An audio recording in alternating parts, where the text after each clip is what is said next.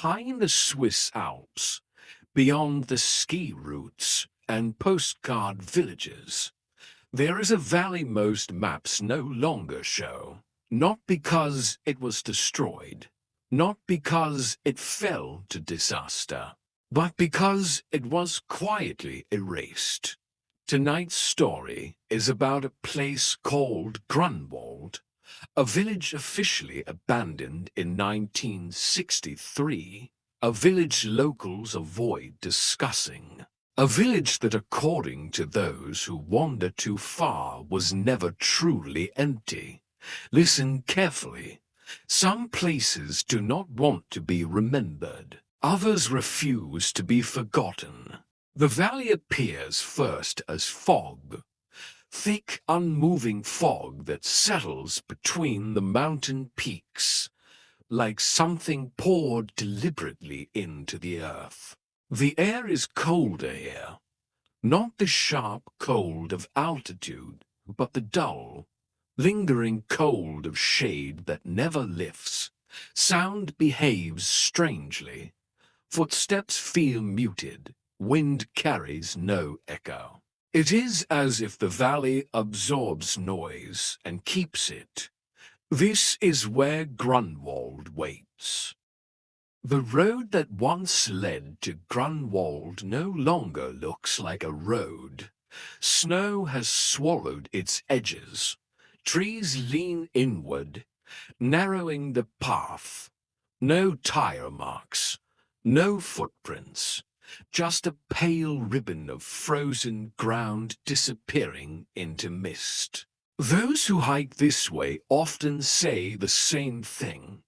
They feel watched but never see anyone, as if the village is listening, deciding whether you belong. Grunwald emerges slowly, wooden chalets, darkened by time, windows clouded with frost, balconies sagging beneath decades of snow. The buildings are not ruined, they are preserved.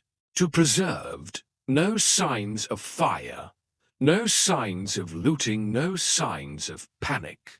Just abandonment so sudden it feels unfinished, as though life here simply paused. At the edge of the village stands a sign. The paint is peeling, the letters faded.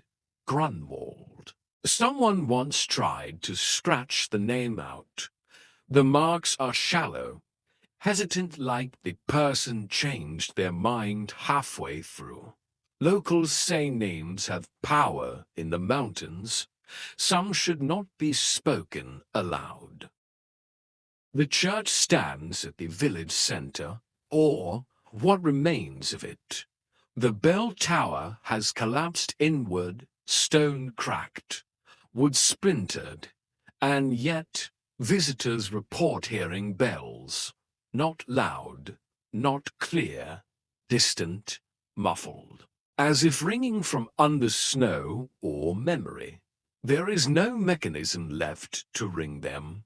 That is what makes the sound unsettling.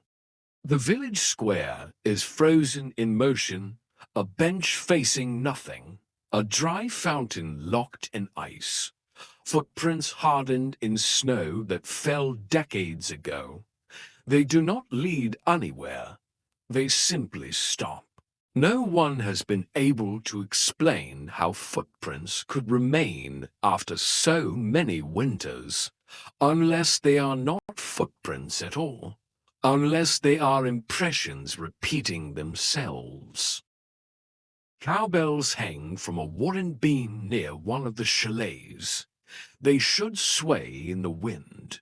They do not, but sometimes at night they ring slowly, irregularly, as if touched by hands that do not disturb the air.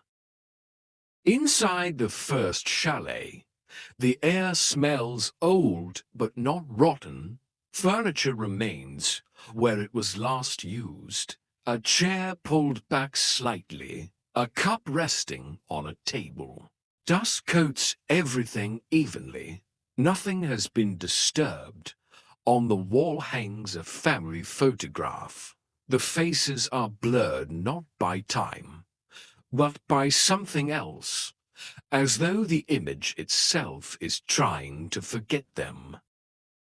Looking closer, the photograph shows the village behind the family. But something is wrong. There are more houses in the picture than exist outside. More windows, more streets. Grunwald used to be larger. Something is missing. In one building, snow has fallen through a collapsed roof. It rests gently on the floor untouched. No animal tracks, no signs of nesting. Even wildlife avoids this place as if instinct remembers what humans forgot. A narrow path leads from the village into the forest. The trees here grow closer together. Branches intertwine overhead, blocking the sky. Those who follow the path often feel disoriented. Compasses fail, phones lose signal, and the path always feels longer on the way back, if there is a way back. A lantern sits on a doorstep. It is unlit, but the glass is warm, not hot, just warm enough to suggest it was recently used. There are no fuel stains, no wick. The warmth fades when touched. Sometimes, between buildings, people report seeing a figure, not clear enough to describe, tall, still, never moving until you look away. No footprints appear where it stands. No shadow falls behind it. And it is always gone when approached. Inside the ruined church, a bell rope still hangs. It sways slightly. There is no wind, no bell attached, just motion without cause. At the center of Grunwald is a stone well, frozen solid. If you listen closely, you can hear something beneath the ice, not water, breathing, slow, patient. In one chalet lies a journal. The final entry reads, "They told us to leave before winter. They did not tell us why. The bells rang all night. We locked our doors, but it did not matter. There are no more pages." The schoolhouse stands intact. Inside, drawings remain on the walls, mountains, houses, and figures standing too close together. None of the figures have faces. At night, a candle appears in one window. Always the same house, always the same room. No matter how many times it is extinguished, it returns.